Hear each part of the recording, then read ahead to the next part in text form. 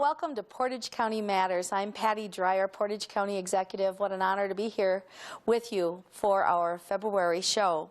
My guest today is Garske. He's our public health officer in Portage County with a really interesting authority and role that he plays, not just in our local community, but in our state.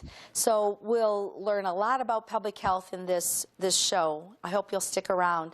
I've got a couple of quick items at the top of the show first. I'm accepting applications for citizen appointments. I often talk about these during Portage County Matters. If you're interested in our parks, this is a great opportunity to apply to become a citizen appointee on the Park Commission. It's a 7-year term, and if you'd like an application, please call our office at 346-1997. Of course, that's area code 715. And Jamie Gabert, my assistant, will send one your way. We're also very involved at the community level here in workforce development. And I want to highlight the relationship between a local activity that's happening in February with a regional planning effort that's happening right now as well. When we talk about workforce development, I highlighted it in one of the recent shows. I'm very active as a North Central Wisconsin Workforce Development Board member, chief elected official for that group. The group is an area that covers 9 counties, including Portage County. So when I'm going to talk about regional workforce development, it has to do with what we're doing across Adams, Forest, Langlade, Lincoln, Marathon, Oneida, Wood, and Vilas counties, in addition to Portage County. We're part of a collaborative where local elected officials get together, usually monthly, to participate in moving ahead the efforts related to the North Central Workforce Development Board and administering federal and state grant funds that support workforce development. One of the things that's really interesting right now is that we're working on our regional and local strategic plans related to workforce development. Why? Why will you hear more about workforce development in our future? It's because we are on the brink of a workforce shortage. It might sound like an odd thing for many of us, but this is the trend that we are all very cognizant of and preparing for so that our economics in our region can be as strong as possible moving through the changing times. The Wisconsin Department of Workforce Development Office of Advisors projects, this is out of our draft plan that we're working on right now, they project a job growth of 14,005 new jobs in that region, that 9-county region I described, or a 7.35% more jobs for our area between 2012 and 2022. So when we're capturing the workforce data from our past, we are relying on the most recent data we can get our hands on, and oftentimes timing it and working it with our census data as well. We're looking at the 2012 to 2022 time frame for the sake of this plan. The region, it says in the plan, the draft plan right now, also projects a high number of replacement/retirements over the 10-year period due to an aging workforce, something many of us are real familiar with, the aging of our whole demographics here. They talk about the demographic projections per the Wisconsin Department of Administration in our region that indicate that we will have a large increase in the percentage of population over age 65 between 2012 and 2022. As a result, we project an additional 44,240 job openings. Think about it, in just our 9-county region, almost 45,000 job openings over that 10-year time frame as a result of retirements and replacements. Therefore, the region will need to fill roughly 60,000 jobs, it says here, on the draft workforce development plan, over the 10-year period, or about 6,000 jobs a year. Almost 75% of all job openings over the 10-year period will be due to job replacement. So what we're striving to do here in central and north central Wisconsin through the North Central Workforce Development Board efforts that I'm involved with is looking at what can we do across our region to be ready for this kind of shift in the need for workers to be retained and also to be attracted from the outside to come and be with us, live with us, work with us, raise their families with us.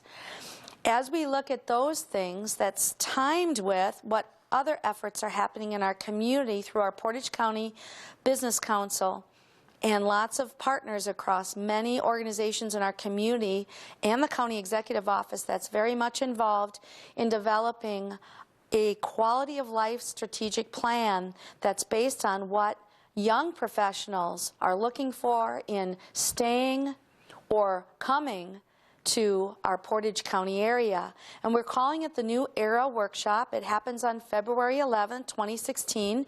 It is an event that is open to the public. We have over 80 registrants now. We're hoping for 200. And what happens here is we're holding it at 1039 Ellis Street.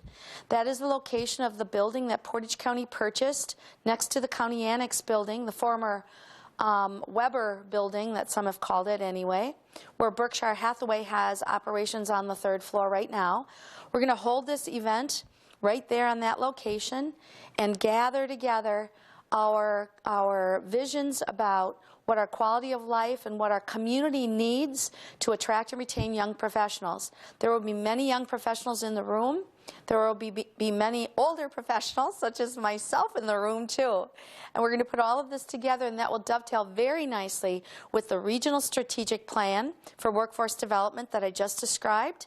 And then also, as Portage County looks to revise and update its Master Strategic Plan by the end of the year of 2016, then we'll integrate all of these initiatives together and hopefully end up with an even stronger focus on what really counts to ensure that we have a community with a great deal of vitality and that is robust when it comes to having the workforce that it needs for businesses to grow and develop and perform their important functions, along with making sure that our community is alive and well and has the right kind of demographics to sustain itself and be a very vibrant community going forward, which is the vision of Portage County per our strategic plan right now.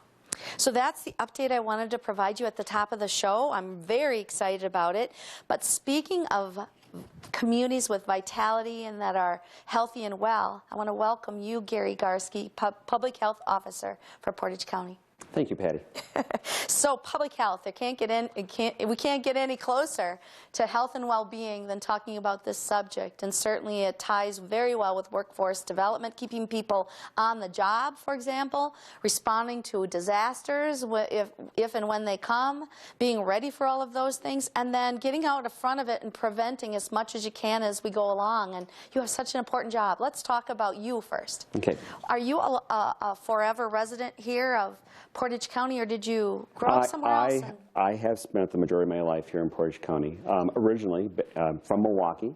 My family came here in 1969. My father worked for UPS when he was transferred. We moved into the Amherst area, and I've been kind of there ever since. So, yes, been back and forth as far as being out of Portage County for school. Been to the West Coast for a little bit, and came back to Portage County to stay. So that's like many of our stories, including my own. Yeah, you go out somewhere else, you come back. So anyway, what we want to do is to help our listeners on the television and on the radio understand more about the public health mission as a division of our Health and Human Services Department. Correct. So let me let you take that away and tell folks about some of the main aspects of the public health mission here in our county and our state. So again, we are affiliated with Portage County Health and Human Services, and we're one of the 4 divisions that comprise that agency. As a public health workforce, we're about 30 in number, and we are a level 3 health department. So in the state of Wisconsin, there are 3 different criteria for levels of operation related to public health or local health departments. Level 1 is a very basic, which really looks at the basic essential services of public health around protecting public health, health promotion, disease surveillance, et cetera. So we obviously incorporate all those measures. And then as a level 3, we are expected then to go above and beyond by having at least a minimum 14 additional program areas that we focus on our community needs as they relate to public health in general. So again, all the work we do is essentially based upon the 10 essential services of public health and the 3 core functions around public health, which again are around assurance, policy development, and assessment. With that said, we live day to day with our mission statement, which is again tied to really the mission statement of, I think, the county in general, but specifically Portage County Health and Human Services, which is really, we're here to protect the well-being, the safety, and the health of our citizens. So it's only 71,000 citizens to take care of, Gary. How's that feel?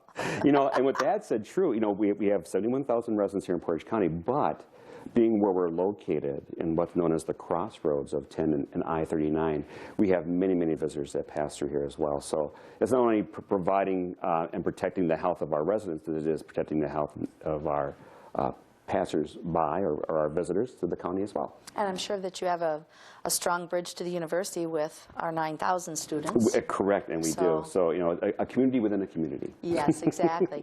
So you're located in the Gilfry building. For those that go to Ruth Gilfry, that's where the public health offices are located, and yours is located. But you also have a public health clinic there. Correct. Which is a relatively new initiative that we constructed here in Portage County. Will you talk just a little about that, and then we're going to let that be a gateway into more about what you do on a daily basis. Okay, sure. So again, as Patty mentioned, we are part of Health and Human Services, and we're located at the Ruth Gilfry Center at 817 Whiting Avenue here in Stevens Point. You know, basically in that building, health services for the most part are located in the lower level, and to which, as of almost 2 years ago, we now have a health services clinical space. So when you come into the lower level, it's one of the first things you'll see as you enter into the lower level. It really serves as that gateway for everyone who comes to our agency looking for health services as to a point of reception, and then getting you into the proper connections to those health services that you're there to find. For those that haven't been in that particular clinic before, it looks a lot like a doctor's office with rooms in the back where you can speak on a one-to-one basis with the citizen that you're serving as a public health official. Yep. So basically, you know, through that services or health services clinic, we're actually providing support for four essential health services, and those being our prenatal care program, our women, infant, and children program, which is known as WIC, our community health program, which includes our immunization program, and then also our community support program, which is one of the programs that supports mental health in our community. So, all right, so WIC, prenatal, the community support program tied to supporting those with chronic mental health needs, right? Yep. And community, what was the last one? Community health. Health. All right, so let's take community health first, Gary. Will you talk a little bit more? Let's drill down. What does that mean? What does it look like on a daily basis to the people of Portage County? So for us in community health, we do offer community health clinics, typically free of charge. And again, it's based upon a person's need and their ability to be insured or not insured. But we typically offer 2 community health clinics. One is held on Tuesdays from 3 p.m. till 6 p.m., and the other is held on Fridays from 9 a.m. to 11. And of course, we do take, you know, kind of a walk-in basis as well, so someone should present, especially with one of the other programs and would ever ask for immunization. We typically can make that happen. You know, so again, it's kind of like a one-stop shop, and that's kind of the model that we're trying to get to. Within community health, again, besides our immunization program through those community health clinics, then we also offer HIV testing and counseling.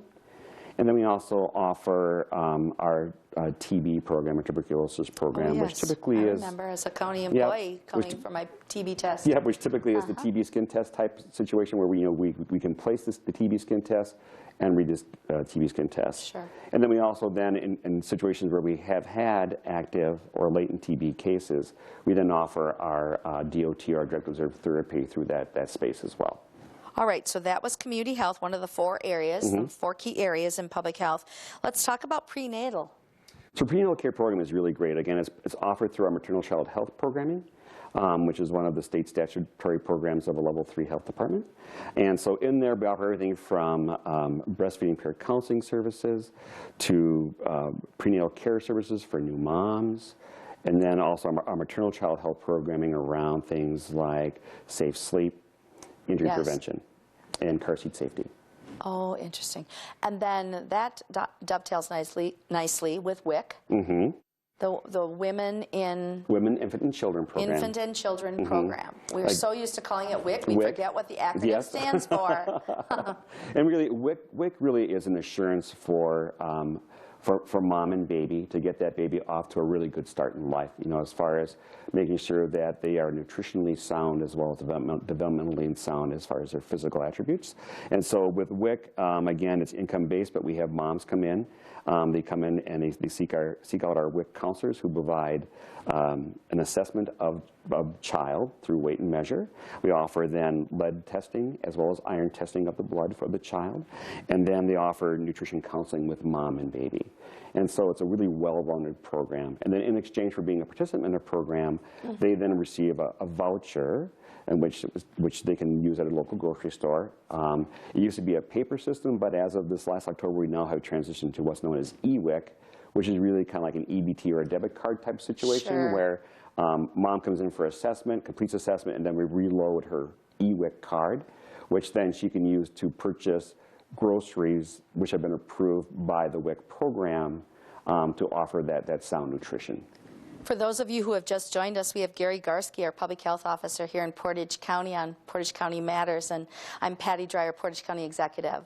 We're talking about public health, what the mission is, what it looks like in our community on a daily basis, and we're going to get to this part, that is the unique authorities of the Public Health Officer, an extraordinary position, a one-of-a-kind position, as a matter of fact, for a community. So, Gary, so we talked about community health as one of the aspects. We've talked about prenatal. We've talked about WIC. How old can the children be in that WIC program? WIC will serve a child from newborn to 5 years of age. Okay, and then the things I wanted to say just as a follow-up to the prenatal and the WIC aspect of our public health program is how much it is providing reinforcements for the United Way initiatives that are all about getting children ready for school and reading at the appropriate level by 3rd grade. For that is one of the key indicators of people performing in their entire life. Correct. And especially tied to the workforce development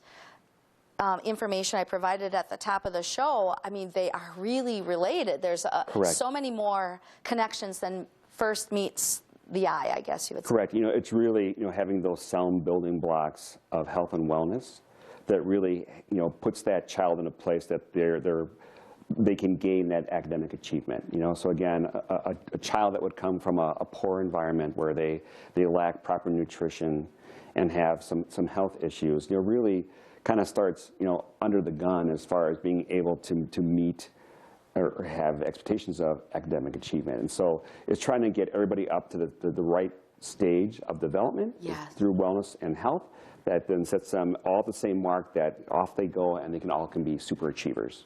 Yeah, develop to their fullest individual potentials, the way I like to say it too.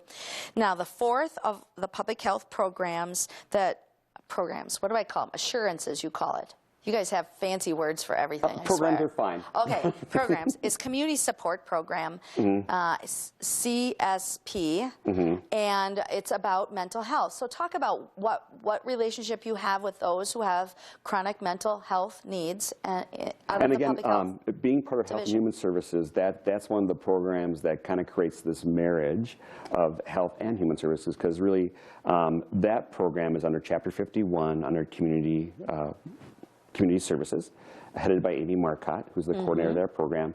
And Amy's program really is about adult protection, whether it be adult protective services, mental health issues, et cetera. So her space is also located in the health services clinical space as well.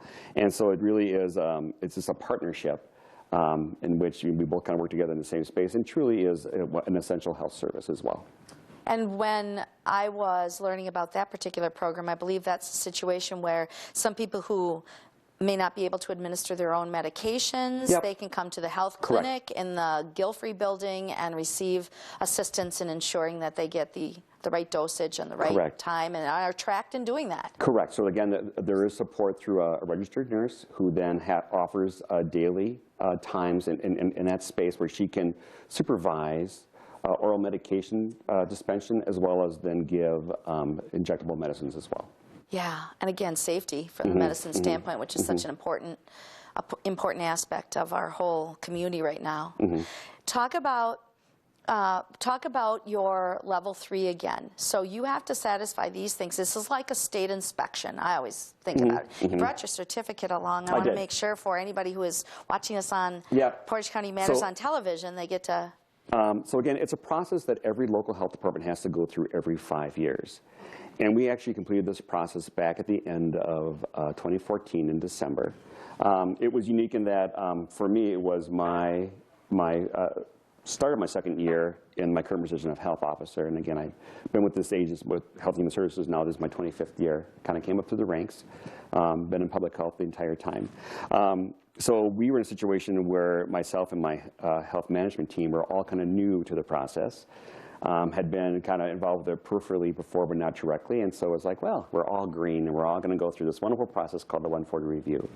So it is led by the state of Wisconsin through the Department of Health Services, the regional office, which for us is the northern region, which is what we belong to as Portage County, and led by their director out of the northern regional office. And it really is a process that really kind of, like I said, it's all about getting down to making sure you have workforce capacity, and you have folks that are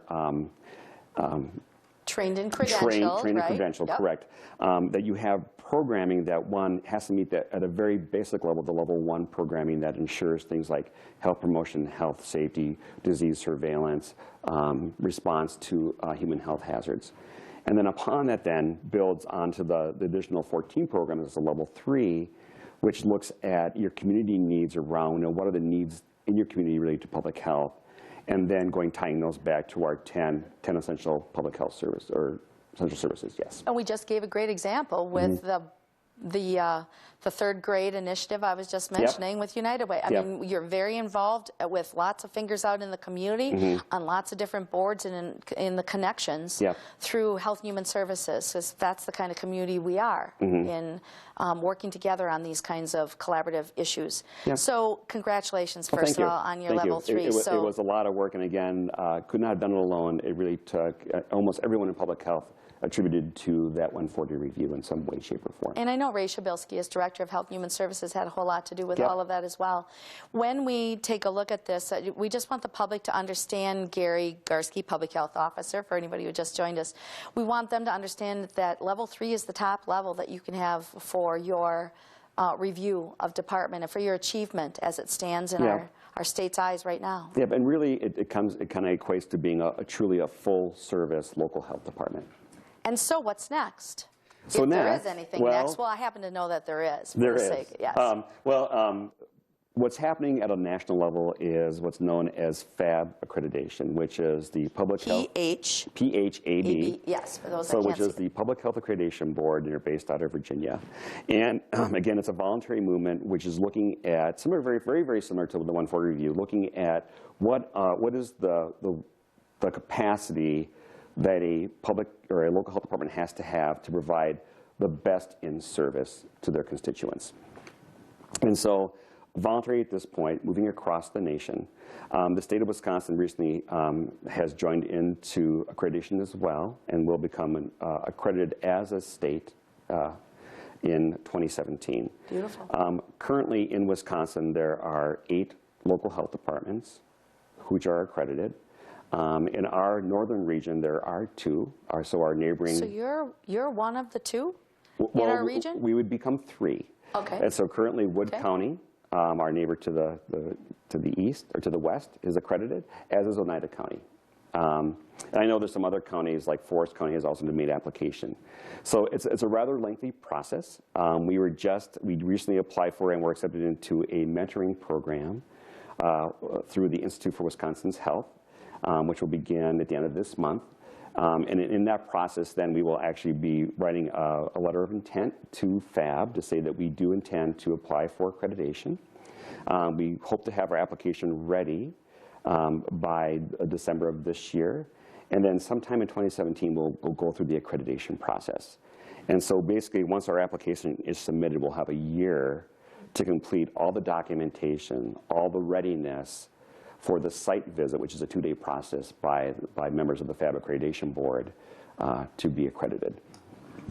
And I contrast this, I can't help it, in the news right now with what's happened in Flint, Michigan, for example. You know, I was keyed on the word lead when you were talking about we do the tests on lead for infants and children, and in the process that we go through, and how strong our systems are, and yet how that isn't the case in other parts of the country.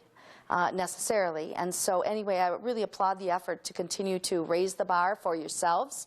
It doesn't mean that there's an additional cost to the citizens. It means that there's an extra effort that you all put into achieving the best practice of your field, the best level of your field, and then that makes us more apt to win more grants here, outside funding, because we're able to show our credentials on those particular documents. And that is something that I did want to mention while I had you on the show, Gary Garske here, is the whole idea that you really do. I'm often aware of the grants that you win, not just apply for, but you regularly win for public health missions here in our area. And the one that you have right now that you were talking about, the recent Health and Human Services Board meeting, was about breast cancer. So could you talk about that one very briefly? We've got a couple of minutes left in the show, and then I want to make sure we also touch on your unique authority. So there's 2 things. Okay. So again, with that said, we've always been a part of the Wisconsin WIC Women program, which is a program, again, designed for women who could potentially be underserved, looking at breast and cervical cancer. There was a change in that program statewide, which occurred July 1st of 2015. Through that process, there was a redesign where in the past, each county was essentially an agent for their county in that program. That was done away with, and now they did a collaboration. So we are a collaborating agency for 7 other counties in that program, and we serve as the collaborating agency where our coordinator reaches out and provides services to a caseload of 350 women in 7 different counties, including Portage County. So you were trying to get additional funding to assist with medical bills for those that encountered cancer in their life in that kind of way to help offset their medical bills. Correct. So actually, our neighbors in Marathon County Health Department, had been successful in getting this grant in the past. And again, when they were a provider of WWP, they used the funding to kind of reduce the burden of treatment for women who, because of the cost of treatment, would sometimes not seek out treatment. And so it was a way to assure that they would go through the treatment process. Excellent. Well, listen, we're going to wrap up the show, but I would like to just sum up one thing that's really important for the people to understand. The public health officer has some really unique statutory authorities that no one else in our county has. That's a first line for us on disaster response and making sure that you're part of the emergency team here in Portage County, and that's as much an important role as all the day-to-day things that you do for the people of the county, and we are grateful for this high-caliber unit that you, Gary, lead here in Portage County. It's a proud day to have achieved this level 3, but then to look forward to. Yeah, and truly is a team effort from everyone's perspective. Betcha. Well, thank you. Thank you. Next show, we're going to talk more about emergency preparedness. We'll see you then.